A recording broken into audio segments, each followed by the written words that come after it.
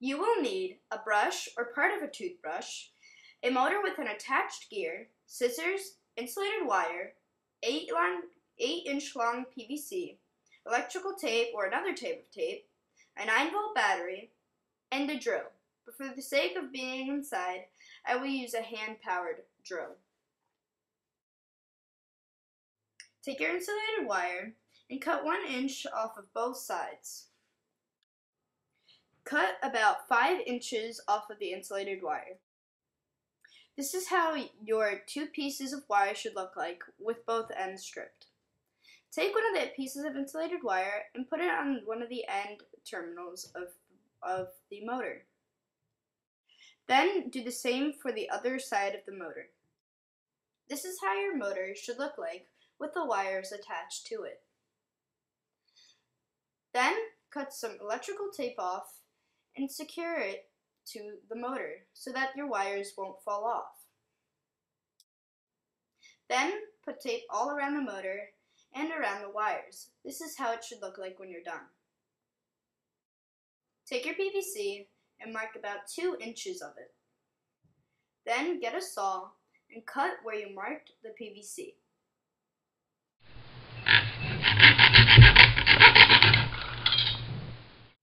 Then get your motor and the part which you cut off the PVC and thread the 2 wires down the PVC and stuff the motor into the PVC so that it's firm and won't come out.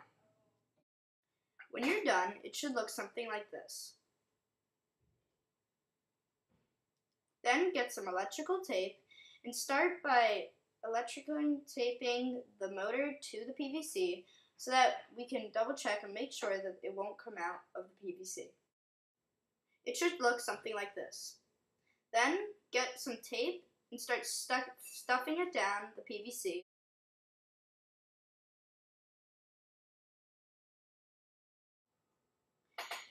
Get the end of the PVC we cut off before and tape it down to the other piece with the motor.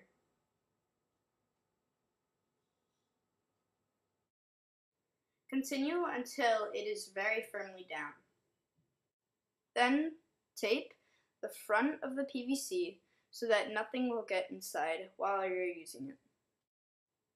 Then get your 9-volt battery and begin by attaching the insulated wire, which you stripped off before, to the battery so that we have power. Then this is how it should look when you're done and everything's been put in place.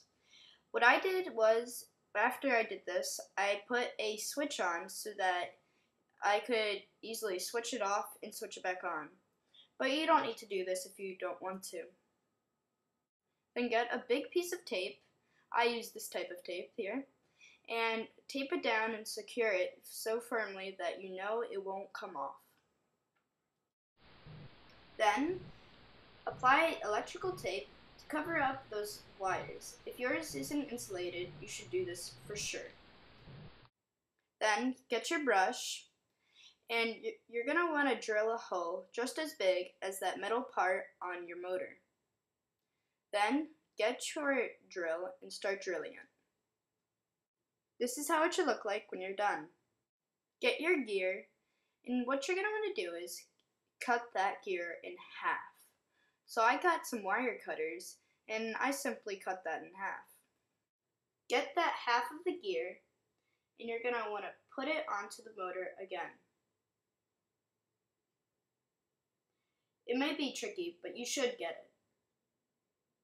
This is how it should look like, all the way down. Then, get some hot glue, and you're going to want to hot glue that hole right there, which you drilled into the brush. And I always use this one trick where you put a pencil in the back of the hot glue gun so that you can get every last bit of that hot glue out if you're running out on hot glue. Then, press down very hard on the motor and make sure some of that hot glue gets onto that gear there, because that's why we had to cut it in half. Now that your pad washer is done, you can clean things from stains to doing messes, all that kind of stuff. Now all you need to do is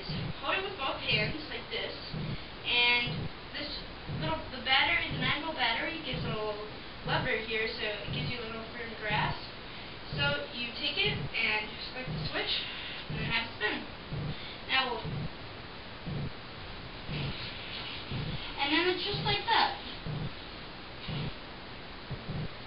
Thank you for watching Beat Dish 32. I'm Peter.